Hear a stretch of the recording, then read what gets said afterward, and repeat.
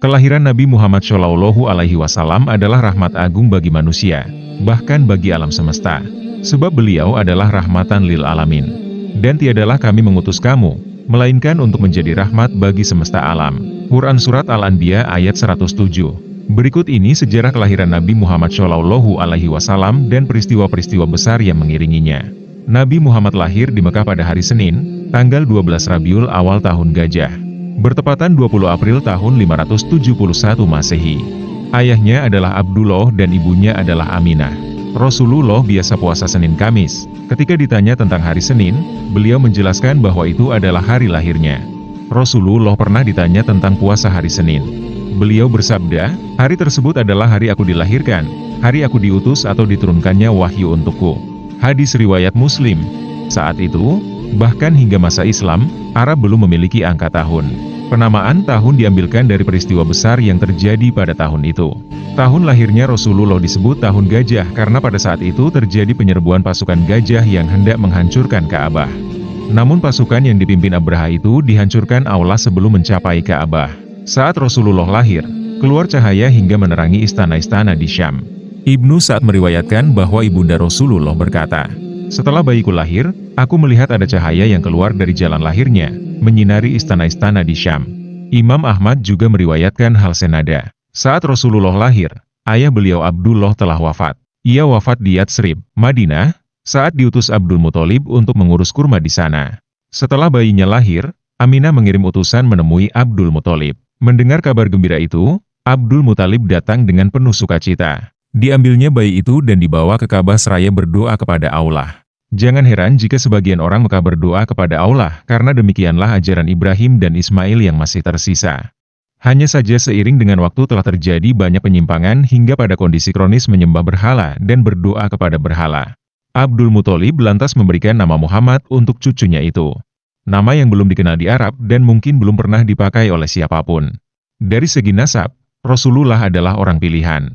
Ia terlahir dari keturunan pilihan sebagaimana sabda beliau. Sesungguhnya Allah memiliki nanah di antara keturunan Ismail, dan memilih Quraisy di antara keturunan Kinanah, dan memilih Bani Hashim di antara suku Quraisy, dan Allah memilihku di antara Bani Hashim. Hadis riwayat Muslim dan Ahmad.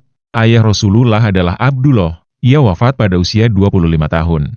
Merupakan laki-laki terpandang di kalangan Quraisy. Ia putra Abdul Muthalib, pemimpin kaum di Makkah yang memiliki otoritas pemeliharaan Ka'bah. Abdul Muthalib dikenal dengan gelar Al-Fayyad atau Sang Dermawan karena kedermawanannya. Ibu Rasulullah bernama Aminah. Lengkapnya adalah Aminah binti Wahab bin Abdu Manaf bin Zuhroh bin Kilab. Aminah adalah wanita paling terpandang di kalangan Quraisy, baik karena nasabnya maupun kedudukannya. Syekh Syafiur Rahman Al-Mubarakfuri menjelaskan ada 3 bagian nasab Rasulullah yaitu: pertama, bagian yang disepakati kebenarannya oleh para pakar sirah dan nasab, yakni sampai Adnan.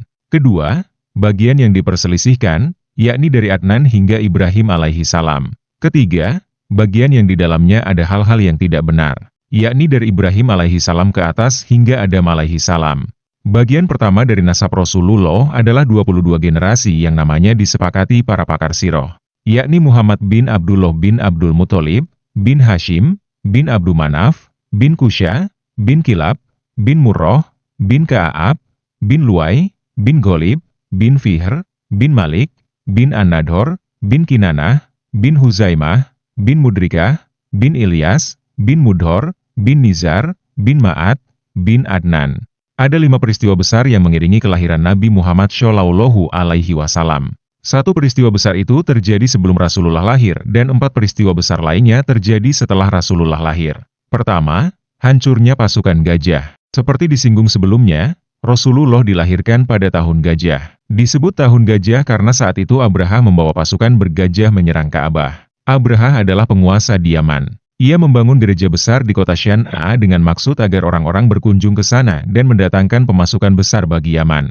Ia ingin menggeser kedudukan Ka'bah yang selalu ramai didatangi orang dari seluruh penjuru Arab. Namun, bangunan yang megah dan indah itu tak kunjung ramai. Orang-orang Arab tetap berdatangan ke Makkah untuk mengunjungi Ka'bah yang memiliki nilai historis tinggi, terlebih pada musim haji. Syekh Mahmud Al-Misri dalam Sirah Rasulullah menyebutkan, seorang laki-laki Arab dari Bani Kinanah masuk gereja tersebut dan meletakkan kotoran di dalamnya. Ini yang memicu kemarahan Abraha hingga ingin menghancurkan Ka'bah. Abraha menyiapkan pasukan dalam jumlah besar, Sebagiannya mengendarai gajah. Dengan sombong dan ponga mereka bergerak menuju Makkah. Tujuannya hanya satu, yaitu menghancurkan Ka'bah. Orang-orang Makkah yang mendengar kabar itu merasakan ancaman besar. Pasukan bergajah itu bukan tandingan mereka.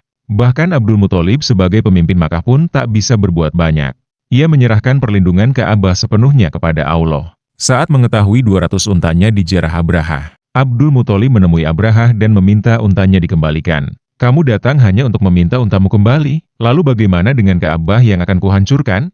Abraha keheranan dengan sikap Abdul Muthalib. Unta itu milikku, maka aku memintanya kembali. Sedangkan Ka'bah itu milik Allah, maka dia sendiri yang akan melindunginya. Jawab kakek Nabi Muhammad itu.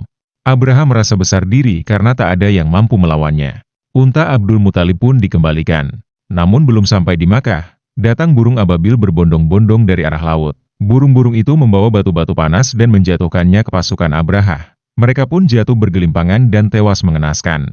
Abraha tidak langsung mati saat terkena batu itu, namun luka parah. Ketika dilarikan ke Yaman, kondisinya semakin melemah, dan akhirnya tewas dengan dada terbelah dan jantungnya keluar. 2. Keluar cahaya saat kelahiran Nabi Muhammad. Peristiwa yang tak kalah ajaib adalah keluarnya cahaya saat kelahiran Nabi Muhammad Shallallahu Alaihi Wasallam. Cahaya itu keluar dan menerangi ke arah istana-istana di Syam. Jika peristiwa gajah diabadikan Allah dalam surat Al-Fil, keluarnya cahaya ini diriwayatkan Ibnu Sa'ad dan Imam Ahmad. Ibnu Sa'ad meriwayatkan bahwa Aminah ibunda Rasulullah berkata, setelah bayiku lahir, aku melihat ada cahaya yang keluar dari jalan lahirnya, menyinari istana-istana di Syam. Imam Ahmad juga meriwayatkan dari Al-Irbad bin Sariyah dengan riwayat yang hampir sama. Peristiwa ini memberikan isyarat bahwa kelak agama Islam yang dibawa Rasulullah Shallallahu Alaihi Wasallam akan sampai ke Syam yang saat itu masih di bawah kekuasaan Romawi. Dan kita kemudian bisa melihat sejarah, Syam menjadi negeri Muslim. Baitul Maqdis dibebaskan pada masa Khalifah Umar bin Khattab. Bahkan Damaskus menjadi ibu kota khilafah Bani Umayyah. Dan hingga saat ini Suriah, Lebanon dan Palestina menjadi negeri-negeri Muslim. 3. Runtuhnya 14 balkon Istana Kisra. Runtuhnya 14 balkon Istana Kisra saat kelahiran Nabi Muhammad ini diriwayatkan oleh Al-Baihaqi. Seakan memberi isyarat bahwa nantinya Persia akan jatuh. Dan ternyata benar, Persia akhirnya jatuh. Peperangan terakhir yang kemudian disusul dengan jatuhnya Persia adalah Perang Qadisiyah. 4. Padamnya api yang biasa disembah Majusi. Peristiwa besar lain yang mengiringi kelahiran Nabi Muhammad adalah padamnya api yang biasa disembah Majusi. Peristiwa ini juga diriwayatkan oleh Al-Baihaqi. Seakan-akan memberi isyarat bahwa nantinya banyak orang Majusi masuk Islam. Di kemudian hari, banyak orang Majusi masuk Islam. Salah satunya yang paling terkenal adalah Salman Al-Farisi. 5. Runtuhnya gereja di Buhairah. Runtuhnya gereja di Buhairah setelah ambles ke dalam tanah ini juga diriwayatkan Al-Baihaqi sebagaimana dua peristiwa sebelumnya. Syekh Syafiur Rahman Al-Mubarakfuri mencantumkannya di Ar-Rohiqul Maktum. Namun riwayat ini diperselisihkan. Berbeda dengan peristiwa pasukan gajah dan keluarnya cahaya saat kelahiran Nabi Muhammad, yang keduanya disepakati para ulama. Demikian sejarah kelahiran Nabi Muhammad Shallallahu Alaihi Wasallam dan peristiwa-peristiwa besar yang mengiringinya, serta nasab beliau yang mulia. Semoga semakin menambah kecintaan kita kepada Rasulullah Shallallahu Alaihi Wasallam.